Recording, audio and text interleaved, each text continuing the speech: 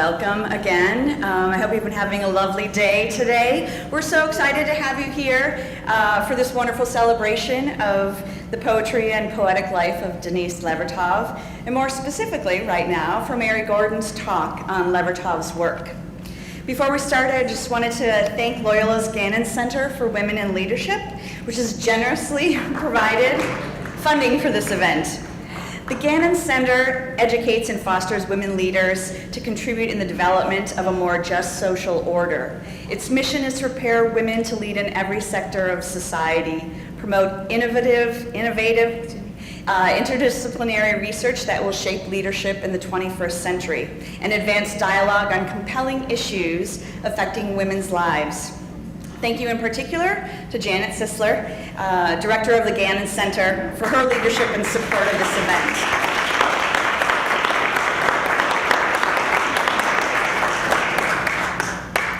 Just a few words of introduction for our featured speaker. Mary Gordon was born in New York and raised in a strict Catholic religious environment by her Catholic mother and her Jewish father, who converted to Catholicism. In many of her works, she explores contemporary American Catholic life. Through her novels, short stories, essays, and memoirs, she weaves a textured and vibrant narrative fabric from the intricacy and entanglement of faith, morals, politics, and cultural heritage. She attended Barnard College and published her first novel, Final Payments, in 1979 to much critical acclaim, followed a year later by a second novel, The Company of Women. Both books explore the lives of young Catholic women who face difficulties as they find their way in a secular world. These two works were followed by other novels, including Men and Angels, The Other Side, Spending, and Pearl. Gordon is also the author of a book of short stories titled Temporary Shelter, two essay collections, Good Boys and Dead Girls, and Seeing Through Places. Her biography of Joan of Arc garnered her the O.B. Hardison Award from the Massachusetts Center for Renaissance Studies. She has also written two memoirs, The Shadow Man, examining her father's mysterious and complicated life, as well as Circling My Mother, a bittersweet memoir about their relationship. Her most recent books include the nonfiction work Reading Jesus, A Writer's Encounter with the Gospels, published in 2009, the 2011 novel The Love of My Youth, about first lovers meeting and reliving their past after 30 years, and lastly, and most recently, The Liar's Wife, a collection of 4 novellas published in 2014. She's received the Reader's Digest Award, a Guggenheim Fellowship, and is a 3-time recipient of the O. Henry Award for Best Short Story. She currently teaches literature and writing at Barnard College, where she is the Millicent McIntosh Professor of English. Her talk this evening is titled Denise Levertov, The Uses of Outrage. Please help me welcome Mary Gordon.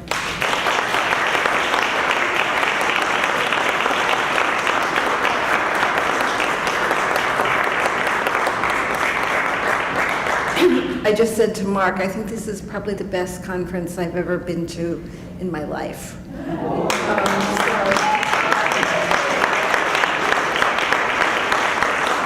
It is a wonderful mix of passion and erudition, of care and engagement that most conferences are not. So I'm a little bit humbled to be here at this hour, and I'm doing something a little bit different.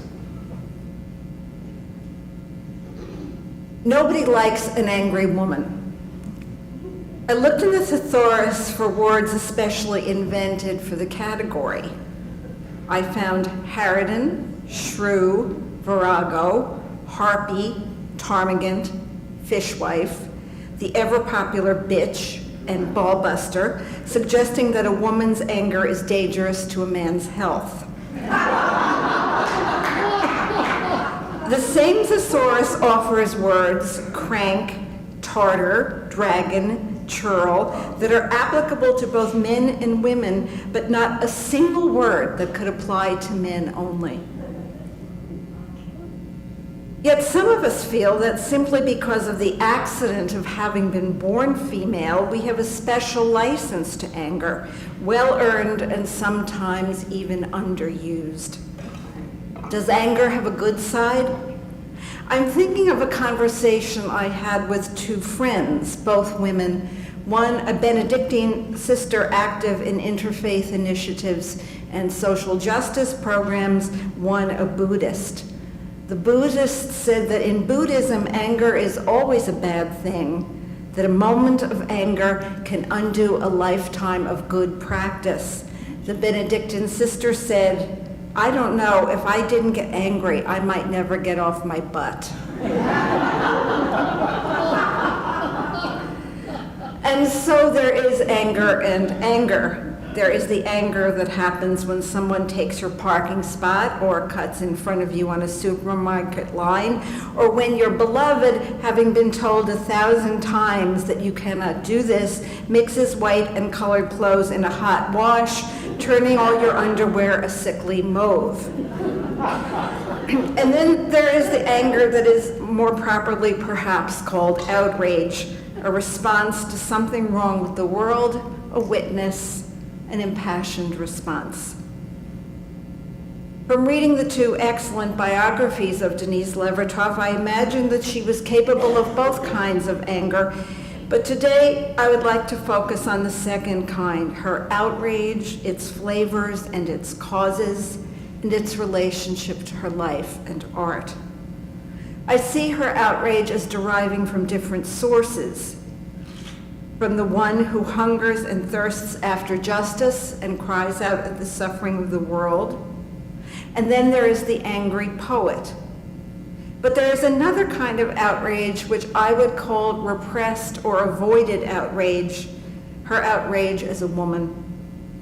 Not only the outrages itself, but their resolutions in her life and work configure themselves differently and resolve themselves both in the life and in the work with varying degrees of completeness and integration. Let's begin with the political first, as Levertov's identity as a political poet has been so important and sometimes detrimental to her reputation and the larger understanding of her work. From the mid-60s on, the horror of the Vietnam War took over her poetic life and opened a new chapter of political activism for her. But it's always a mistake to divide Levertov's life into neat periods, because an earlier poem during the Eichmann trial was published in the early 60s, and it points the way to a political endeavor. Levertov insists not only on the possibility, but the necessity of combining political passion and outrage with the highest aesthetic standards. She articulates this in two essays from this period, The Poet in the World and Poetry as Prophecy and Survival. She says, a poetry of anguish, a poetry of anger, of rage, a poetry that from literal or deeply imagined experience depicts and denounces perennial injustices and cruelty in their current forms, and in our particular time warns of the unprecedented perils that confront us, can truly be a high poetry, as well wrought as any other. For Levertov, the poet's work does not include but necessitates action. She says, morality at certain points in history, of which I believe this is one, this year, even if not this day, demands of us that we sometimes leave our desks, our classrooms, our libraries, and manifest in the streets and by radical political actions that love of the good and the beautiful, that love of life and its arts, to which otherwise we pay only lip service. I take the words that we must leave our desks, our classrooms, and our libraries metaphorically, because sometimes I see Levertov deliberately making choices against well-wrought and highly crafted language, which might be less accessible, in favor of immediate and more agitprop language which marks the exigencies of the political moment. It is almost in some ways a self-sacrificial act. Levertov was severely and roundly criticized for the political content of her poetry. Former admirers, most noteworthy Robert Duncan, accused her of abandoning her aesthetic standards for propaganda. Certainly, she is capable sometimes of unnuanced language, particularly as her despair at the conduct of the war grew more acute, as she gave up her principles of nonviolent protest, and as her and Mitchell Goodman's increased activism led to his arrest, trial, and imprisonment. The title of her poem, Goodbye to Tolerance, clearly indicates this. Genial poets, pink-faced, earnest wits, you have given the world some choice morsels, gobbets of language presented as one presents T-bone steak and Cherry's Jubilee. Goodbye, goodbye. I don't care if I never taste your fine food again. Neutral fellows, seers of every side, tolerance, what crimes are committed in your name? And you good women, bakers of nicest bread, blood donors, your crumbs choke me. I would not want a drop of your blood in me. It is pumped by weak hearts. This accusation is repeated in two sections of Staying Alive, remarkable sections in which she accuses people of sympathizing with Mitchell Goodman's predicament in the trial, of being wrong-headed in not focusing on the suffering in Vietnam. One of these accusations is in the form of a nursery rhyme, and one is in prose. The sympathy of mild good folk, a kind of latex from their leaves, our inconvenience draws it out, the white of egg without the yolk. It soothes their conscience and relieves the irritations of their doubt. I can only feel sorry for people who might, in all good faith, have said, I'm sorry for the problems that you're going through, to have been addressed in this way. You see how it is. I am angry that they feel no outrage. Their feeling flows in the wrong directions and at the wrong intensity. And all I can bring forth out of my anger is a few flippant rhymes. What I want to tell you, no, not you, you understand it, I want them to grasp is that though I understand that Mitch may have to go to jail and that it will be a hard time for him and for me, yet because it's for doing what we know we must do, that hardship is imaginable, even passable, and a small thing in the face of the slaughter of Vietnam and the other slaughter that will come, and there's no certainty he'll go to jail. Thanks for sharing. The assertion that her political poetry is inferior is, I believe, unfair. Levertov wrote a lot of political poetry. She wrote a lot of poetry. Some of the poems are weak, earning the criticisms of her detractors, but some of them are triumphant explorations of form and content that draw upon her great gifts of image and music making. In the poem Life at War, I find examples of both Levertov's strong and weak writing. The poem contains subtle and evocative passages and thumping lines of undigested revulsion.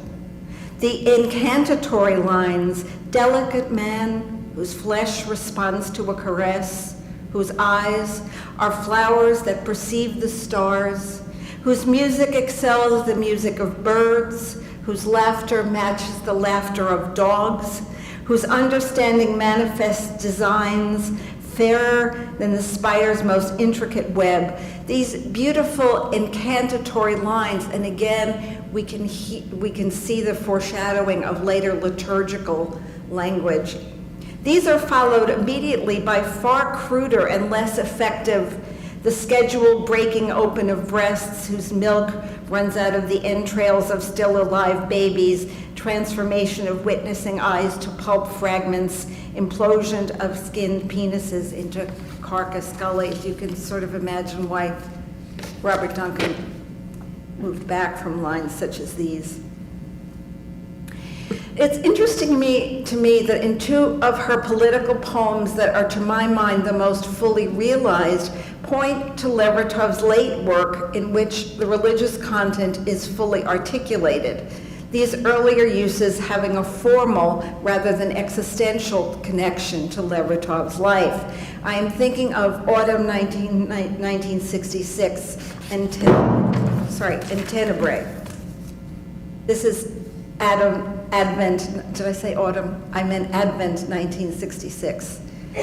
Because in Vietnam the vision of a burning babe is multiplied, the flesh on fire, not Christ's as Southwell saw it, prefiguring the passion upon the eve of Christmas, but wholly human and repeated, infant after infant, their names forgotten, their sex unknown to the ashes, set alight, flaming but not vanishing as his vision, but lingering, cinders upon the earth, or living on, moaning and stinking in hospitals, 3 a bed. Because of this, my strong sight, my clear caressive sight, my poet's sight I was given that it might stir me to song is blurred. There is a cataract filming over my inner eyes, or else a monstrous insect has entered my head and looks out from my sockets with multiple vision, seeing not the unique holy infant burning sublimely, an imagination of redemption, furnished in which souls are wrought into new life, but as if off a belt line, more senseless figures of flame. And this insect who is not there, it is my own eyes who do the seeing. The insect is not there. What I see is there, will not permit me to look elsewhere, or if I look, to see except dulled and unfocused the delicate, firm, whole flesh of the still unburned. I think it will be very interesting to think about that poem in relation to later poems in which the distinction between what is actually happening and final transcendent meaning are brought together. But again, we can hear the form of the litany being repeated, the form of the incantation, those religious notes which are never separate, I think, from anything that she writes. Like Advent 1966, the title Tenebrae is also taken from religious vocabulary. Tenebrae is a service performed during Holy Week at dusk or dawn, and Julia, this I think fits in nicely with what you said. At dusk or dawn, usually on Holy Thursday, it's marked by the gradual extinguishing of lights. The rhythms of liturgical repetition are invoked here in the syntactic repetition, and the buying and selling buzzes in our heads, and weddings are held in full solemnity, and picnic parties return from the beaches, and at their ears the sounding of war. Each of these syntactically repetitive lines is opened up by what follows, and the buying and selling buzzes at our heads, a swarm of busy flies, a kind of innocence. Not only the syntax, but the actual word innocence is repeated in the next stanza but one. And weddings are held in full solemnity, not of desire, but of etiquette, the nuptial pomp of starched lace, a grim innocence. Repeated too is the lament, they are not listening, not listening. As Levertov moved from a political consciousness that was largely agnostic, as in Advent 1966 and Tenebrae, to a more articulated, more formal, and eventually institutionally embedded religious life, her political commitments did not lessen, but the rage or outrage changes in tone. The tone becomes more resigned, the questions of human injustice blending in with questions about the problem of evil and suffering in the context of a loving God. Questions of private suffering take their place beside those of large-scale public horrors and the destruction of the planet. We see this during a son's dangerous illness and in St. St. Thomas Didymus, during which the father of an afflicted child, cured by Jesus, asks, "Why has this child lost his childhood in suffering? Why is he cruelly punished who has done nothing except be born?" In this poem, the accusation of injustice is leveled against God, and the accusing question is answered not through logical argument, but through the encounter with the wounded flesh of Jesus, resulting in the understanding, my question not answered, but given its part in a vast unfolding design lit by a rising sun. This poem is absolutely important to me because it is the only satisfactory answer I have ever encountered in the question that makes me want to jump the religious ship. How can we explain a loving God in relation to the suffering of innocent children? There is no explanation. There is only touch. In the late religious poems, then, the outraged questioning about injustice that causes human suffering is not answered, but given over to a truth beyond language, as in suspended, or in whom we move and breathe and have our being, or particularly primary wonder, which contemplates the mystery, quote, that there is anything at all, let alone cosmos, joy, memory, everything, rather than void, and that, O love creator, hallowed one, you still, hour by hour, sustain it.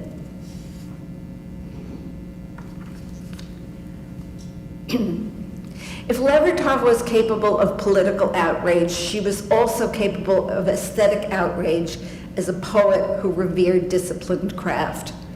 She had no time for sloppy prosody, and although she was sympathetic to Allen Ginsberg as a poet and she admired his Kaddish, she found his and the Beats' work excessively loose and therefore unsatisfactory. In her essay on the need for new terms, she says, quote, "My passion is for the vertebrate and cohesive in all art. I believe that any distinction between form and that which lacks form can only be a distinction of art from non-art, not from kinds of art." She had no time for confessional poetry, finding it indecorous, lacking the reticence that to her was a form of tact.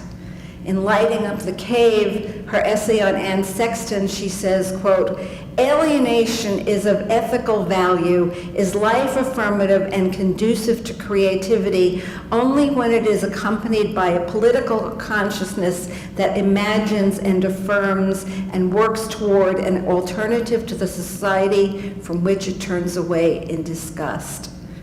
Lacking this, the alienated person, if he or she is gifted, becomes especially a prey to the exploitation that characterizes capitalism and is its underlying principle. The manifestations in words, music, paint, or what have you, of private anguish are exploited by a greedy public, a public greedy for emotion at second hand because starved of the experience of community. Concurrently, for the same reasons, a creative person, whether a pop star or a Sylvia Plath or a John Berryman or an Anne Sexton, internalizes the exploitive, unwillingly becoming self-exploited. It's a remarkably unsympathetic response to private mental anguish. But Levertov was equally critical of poetry that lacked human feeling and accessible content. She had a public hissy fit on the subject of language poetry. She said, "It is wrong to take the language to oneself as private property, for it is part of the very nature of human beings to have communion with one another, and the deliberate violation of traditional syntax in making that difficult is arrogant and pernicious." When the critic Marjorie Perloff challenged her, counting herself among the small group of people for whom breaking the rules of syntax does commune, and asking Levertov, is that a false communion, Levertov responded that she doubted that that could really happen and that Perlov was being merely fanciful. She disagreed with Philip Larkin's assertion that there was no connection between form and content, finally rejecting Pound despite her early attraction for him because of his anti-Semitism and fascism. When he had been invited to be in a symposium in which she was going to participate, she wrote angrily to her publisher and dear friend James Laughlin, quote, "He should be preserved in alcohol for a museum. Who invited him?"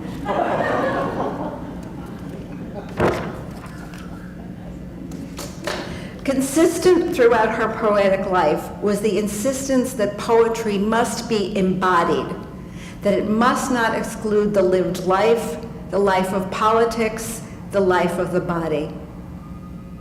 The interaction of life and of art on life is continuous, she says. Poetry is necessary to a whole man, and that poetry be not divided from the rest of life is necessary to it. Both life and poetry fade, wilt, shrink when they are divorced.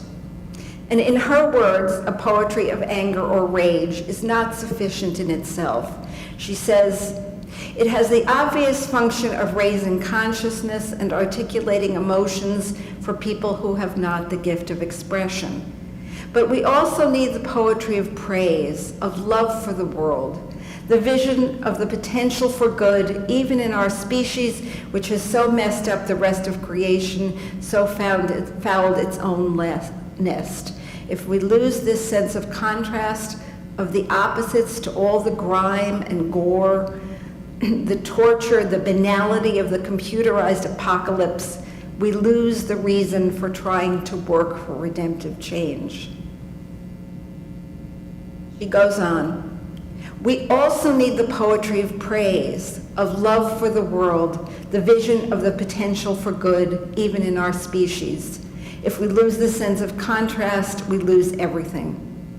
Perhaps the most clear and consistent marker of Levertov's vision is its insistence upon inclusiveness, the admixture of horror and awe, of sorrow and ecstasy. In Poetry, Privacy, and Survival, she says, a poetry articulating the dreads and horrors of our time is necessary in order to make readers understand what is happening, really understand it, and not just know about it, but feel it. And a poetry of praise is equally necessary, that we not become overcome by despair, but have the constant incentive of envisioned positive possibility. And because praise is an irresistible impulse of the soul, but again, that profound impulse, the radiant joy, the awe of gratitude is trivialized if its manifestations do not in some way acknowledge the content of icy shadows. Once again, no duality, no separation, inclusion of opposites, of paradox, of irony. As she became more involved in a formal religious life, this conviction transformed itself into the idea of poetry as her vocation, as her way of placing the spiritual into the world through the medium of exact, attentive language. In the late poem, The Life of Art, she expresses her understanding of the poet's work, her work, in this world and beyond. There is no adversary to be fought against here, no Sexton, no Berryman, no Marjorie Perloff. The partner in her dialogue is God, whom Levertov saw as the supreme artist. The life of art. The borderland, that's where, if one knew how, one would establish residence. That watershed, that spine, that looking glass, I mean the edge between impasto service, burnt sienna, thick, striate, gleaming, swaths and windows of carnal paint or canvas barely stained, where warp and weft peer through, and fictive truth, a room, a vase, an open door giving upon the clouds. A step back and you have the likeness, its own world. Step to the wall again and you're so near the paint you could lick it. You breathe in its ghostly turpentine, but there's an interface, immeasurable, elusive, an equilibrium just attainable sometimes when the attention's rightly poised, when you are opulently received by the bravura gestures, hand and brush proffer, as if a courtier twirled a feathered velvet hat to bow you in, and yet without losing sight of one stroke, one scrape of the knife, you are drawn through into that room, into its air and temperature. Couldn't one learn to maintain that exquisite balance more than a second? One sees even the penciled understrokes and shivers in pleasure, and one's fingertips touch the carpet snubs of wool, the cold fruit in a bowl. One almost sees what lies beyond the window, beyond the frame, beyond. And note that the word beyond is the last word in a poem called The Life of Art. For Levertov, above all, the poet must have the necessary twin disciplines of attention and perseverance, or vision will go to waste. In For Whom the God Loves Less, she invokes the example of the great perseverers, Rilke, Cezanne, James, and urges herself, when she's discouraged by what she sees as repetitions of her earlier work, remembrance dismays you, and then look, some inflection of light, some wing of shadow is other, unvoiced. You can, you must proceed. Almost a Victorian word, proceed. Maybe it came from her mother. Now we come to the problematic and potentially unpopular part of this talk, Levertov as a woman. I preface everything I'm about to say with my anxieties about its potential objective worth. This is because of my strong personal identification with Levertov, which of course can lead directly to unfounded projection. Perhaps my identification with her begins with a similarity in our forebears. Both our fathers were converts from Judaism. Both, although in vastly different ways, deeply religious Christians. My father a Catholic, hers an Anglican. Both our mothers deeply spiritual woman, her mother Welsh, my mother Irish and Sicilian. This sense of being a mongrel has tied me imaginatively to Levertov. You can imagine how my heart leapt when I read her describing herself as a Jew among Christians, a Goy among Jews, a Celt among Anglo-Saxons, a Russian among Celts. I share a remarkable number of aesthetic loves or obsessions with her. Like Levertov, I keep a copy of Catherine Mansfield's journals on my desk. I worship Rilke and Hopkins. I love Han funerary objects. I persist in a devotion against all common sense to the progressive wing of the Catholic Church. And I say daily prayers to Oscar Romero. And so, of course, it's a disappointment to me to have to confront Levertov's rejection of feminism and her shocking homophobia. I'm saddened by it. For myself, because always her guidance is invaluable to me, and for her, because I think she denied herself important richnesses and consolations. Although I regret Levertov's failure to embrace feminism, I think I can understand some of its roots. Some of these are aesthetic. Much of the poetry that characterized the feminism of the 70s and 80s would have struck her as self-indulgent, as most confessional poetry did, and unformed, echoing her dislike of beat poetry. When I was a newly published writer, I cringed at the thought of being bracketed with writers whom I considered crude and embarrassingly unformed just because we are all women. As a matter of fact, I owe my marriage to just such reservations. My first conversation with my husband was about Erica Jong's Fear of Flying.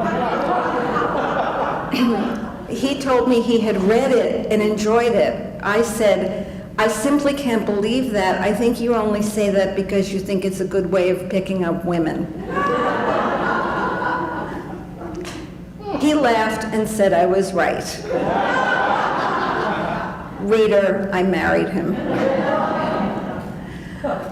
But I find Levertov's statements of a refusal to name herself a poet on aesthetic grounds unconvincing in light of her assertions that the lived life must place itself in the poetry and the decisions she made about content over form when she was writing political poems.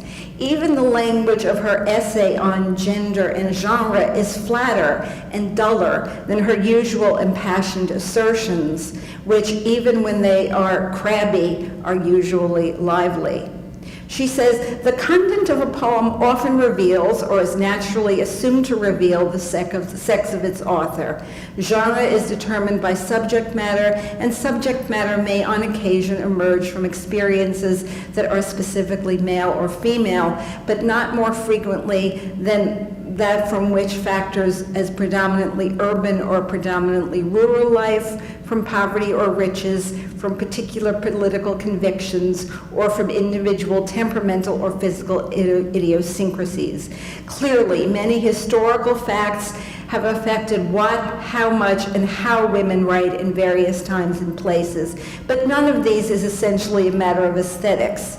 If in a particular period a woman is timid about her diction for fear of incurring hostility by using rough, harsh, or rude words, she is making a social and psychological decision rather than an aesthetic one. A true artist of either sex must necessarily be, in relation to the art he or she serves, even if shy and afraid about other things, a person of courage and energy who will not succumb to that kind of cultural pleasure. Does she really think that shyness is the correct term for what has held women back from free expression? Shyness? Really, Denise? So some of what I imagine are her reasons for rejecting feminism only make me sad and yet disappointed. But one of them makes me downright angry, and that is her homophobia, which in a late examination of conscience she confessed. Though she referred to it as a secret homophobia, I'd like to tell her, Denise, it wasn't such a big secret. And it was directed much more to lesbians than to gay men.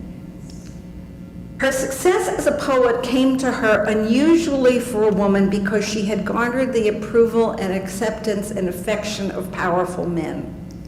That she was the exception rather than the rule seemed a kind of privilege she was unwilling to acknowledge and perhaps unwilling to relinquish. She seemed unable as well to relinquish the need, in her words, to be, quote, adored by men, unquote. She was trapped in a sense of failure in terms of the most traditional sort. This courageous poet and witness who was able to see through so many dead ideas was capable late in life of saying, quote, I can't help feeling that people will think there's something wrong with me, that I can't find a man, will pity me. Then my own appearance, every sign of aging, especially in my face, is depressing to me and emphasizes my own isolation. The depression at the encounter of one's own aging face in the mirror is, of course, entirely comprehensible. Who of us over the age of 40 hasn't experienced it? But what is surprising in Levertov's words is her sense that people will think less of her, that there's something wrong with her, this poet, this hero of resistance, because she can't, quote unquote, find a man. Levertov's anguish at feeling undesirable and unloved point to the uniqueness of feminism as a political movement. It is the charged center in which the personal and the political inevitably intersect. If you are a heterosexual woman who wants to have a physical relation with a man, you can always be accused by yourself or others of sleeping with the enemy. Some separatist feminists accused us of just that. It is easy to name an enemy or an adversary if the subject is war or poverty or aesthetic form. Easier to set oneself clearly against Kissinger or Johnson or Reagan or Marjorie Perloff or John Berryman or Anne Sexton or Ezra Pound than against a nameless category of half the human race, leaderless phallic symbols whose approval, acceptance, and love you nevertheless desire. Naming men or a man as the enemy was exactly what Levertov would not do. And she rejected feminists, particularly lesbian feminists, for just this reason. And there is no communal or public situation to the problem of loneliness because one has not had the good luck of finding a man to whom you will be the only important one. And this was a cause of great sorrow for her. But here I come back to the title of my talk, The Uses of Outrage. My idea is that Levertov held herself back from greater happiness and fulfillment because she accepted too readily the conditions of a sexist world without impulse to resist, without the fuel of anger that would help her to name properly the causes of her sorrow and the sorrows of those whom she was reluctant to call her sisters. The late poems that deal with the subject of women are perhaps too even-handed, too free of what she called the icy shadows. She in the Muse playfully begins with away he goes, the hour's delightful hero, and ends with the equally playful, she picks a quill, dips it, begins to write, but not of him. In Prayer for Revolutionary Love, she seems to place responsibility for change and blame equally in the hands of men and women, something she would never do if her subject were race or the unequal distribution of wealth. In The Women, the two lives, the one in Homespun, the one in Crazy Feathers, have their flesh pierced, but it is not clear whether it is by themselves that the flesh is being pierced or by the bridegroom who may not, quote, be able to endure life with two brides. Of course, I understand the irony of the question, but she would never have used such a jocular tone when considering other injustices such as racism. What happened to the pissed-off young woman who wrote Hypocrite Women? Or to the furious little girl who broke with her only friend because the other girl considered wading barefoot in a stream unladylike? Like everything else in her life, Levertov's sense of herself as a woman worked itself into her poetry. But borrowing my friend the Benedictine sister's idea, the idea that anger is the fuel that gets us off our butts, one hopes to a better place, I wonder if Levertov didn't give her anger at the fate of woman sufficient time and place to fuel a more integrated self-understanding. After Hypocrite Women, it would be difficult to find a poem of hers that has anything like outrage at the fate of women. Did she not feel at least some sense of resentment at the fact that when she expressed sexual desire for younger men, they so often told her that they loved her for her mind? An older woman being understood to be undesirable, whereas her husband got to marry a 22-year-old and start a new family with her? The tone of the later poems dealing with women, more even-handed, sometimes good-humored, could be seen as a sane acceptance of the way things are. It would be possible to say that this was a kind of wisdom, a kind of maturity, that she came to understand that the ways of men and women are biologically determined. But that doesn't cut it in the case of a person like Levertov, who refused to believe that a biological drive to violence in human was inevitable. And even if she believed that the situation were intractable, in her deeply held notion that the poet must be witness, did she not owe it to those who came after her to name the situation in its shadows, in its darkness, as she named the darkness and the shadows of the systems that she believed choked off the possibility of a fully lived life. I was astonished in reading the final paragraph of her autobiographical sketch. The conflicts that she alludes to lightly in the first sentence, the quote, domestic or other aspects of life, are quickly brushed aside. We know that in her own life, the demands of housekeeping and child-rearing were a source of frustration for her, and it is no accident that 10 years between books of poems occur in the years when she has a young child. This is acknowledged only with the greatest obliquity in the work, and the only example she gives in the essay, autobiographical sketch, of what might keep the poet from writing are political. Quote, one is in despair over the current manifestation of malevolent imbecility and the seemingly invincible power of rapacity, yet finds oneself writing a poem about the trout lilies in the spring woods, and one has promised to speak at a meeting or help picket a building. If one is conscientious, the only solution is to attempt to weigh conflicting claims at each crucial moment, and in general to try to juggle well and keep all the oranges dancing in the air at once. But none of these oranges seems to be the orange of domestic responsibilities unfairly and disproportionately placed on a woman's shoulders.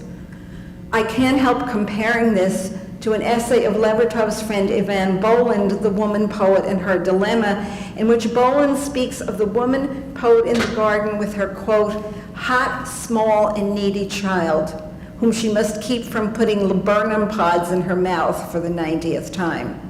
This, though, is the source of the mother's poetic inspiration, but she can't write a poem and turn her back on the child's possibility of sickening herself but via the ingestion of the inspiring laburnum.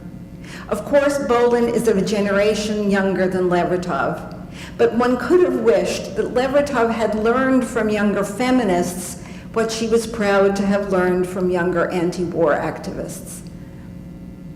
As is the case with her politics and her poetics, her sense of herself as a woman is folded into her religious understanding. But whereas she insists upon weaving her political and poetic desires into the fabric of her religious life, in relation to her sexuality, the religious imagination offers her only the possibility of renunciation. This may be tied to the problem of the place of women in the Catholic religious imagination, which gives pride of place to virginity and celibacy. There are almost no married female saints.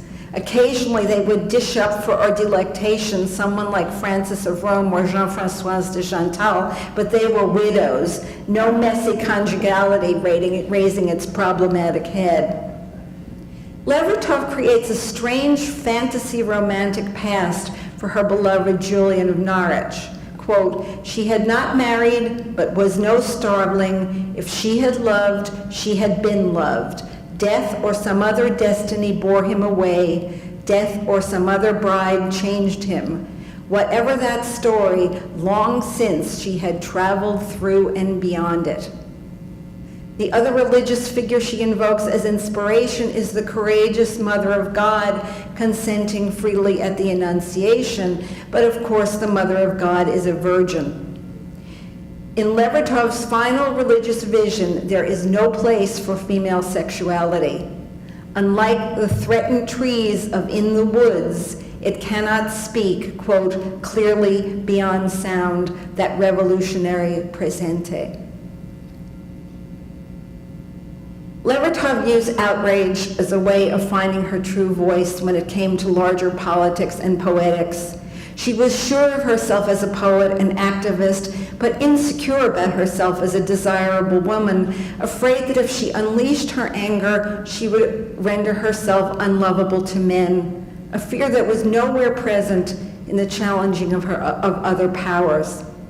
I think this points to an intransigent problem in the lives of women, and one so deeply rooted that feminism has had only limited success in rooting it out.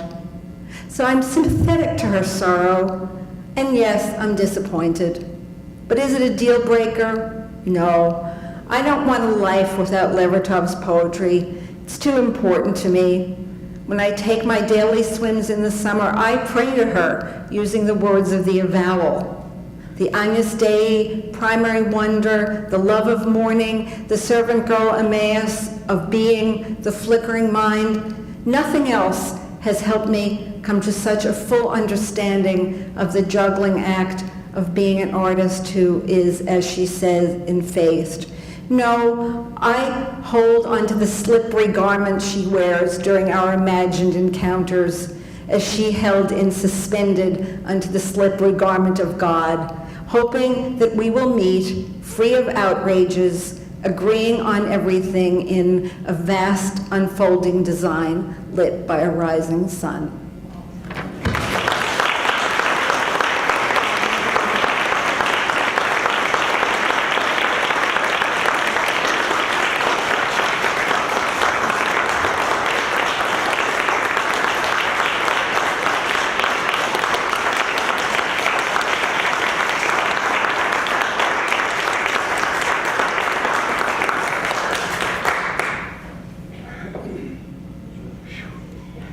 Do we have time? Yeah. Okay. If there's any questions or comments?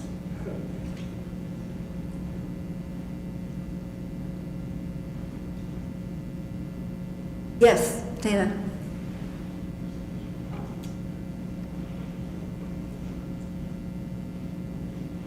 This is not to answer any of the questions that you've raised, but it brought to my mind again, there are some lines in some of her journals, and she's about 50 at this point, and she says, I am really green.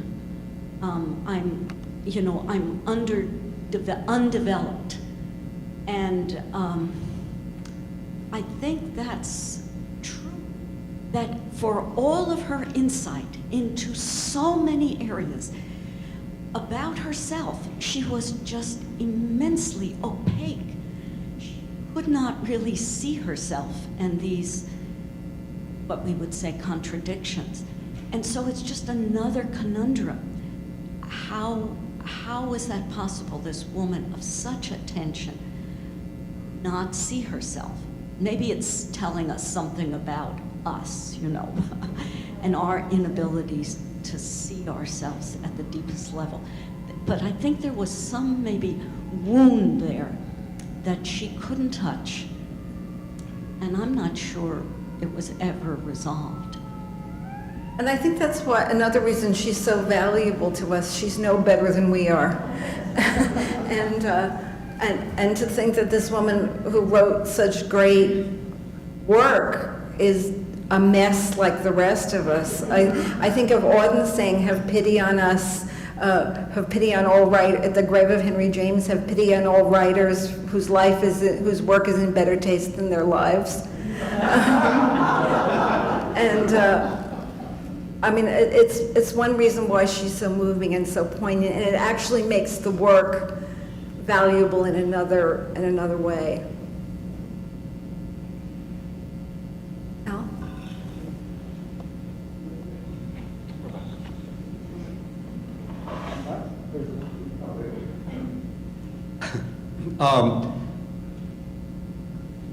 You're talking about her inability to face up to the situation of women in a sexist society and so on. Made me flash back to Duncan in their confrontation over political poetry. Duncan says in the letter and then repeats in an interview that what she thinks of as political outrage is really repressed anger against men, and she responds and says, not in at all in a letter. Yeah. And when he publishes that he allows the interview excerpts of the interview to be published, she says you must take it back, or we have nowhere to go from here. And I understand her anger at Duncan, and I think she was right in laying it out. Was. But it's interesting that he goes right to that. Well, but it's a kind of man who basically says, you know, everything is about having a vagina. Actually, he wouldn't credit her with an abstract anger that wasn't rooted in the lived life, because she was a woman, and, you know how we all think. But I think that there's more than enough anger to go around. I mean, you can be angry at capitalism and the military-industrial establishment, and still have enough room to be mad at sexism too. I don't think they're mutually exclusive, and Adrienne Rich kind of proved that. Phenomenology of anger is it? Yeah. Time for one more. I just wanted to add something to what Al was saying, because I remember, I think it's in my biography, but I'm not sure. Adrienne Rich, either she told me or she wrote to Levertov. When Levertov introduced Duncan to her, Adrienne Rich was comparing herself in her mind to this poet who had nothing to do but write poetry, and she had these little kids around. And Adrienne Rich could acknowledge that. Denise couldn't. You know, there's a big difference. We have to end it right now.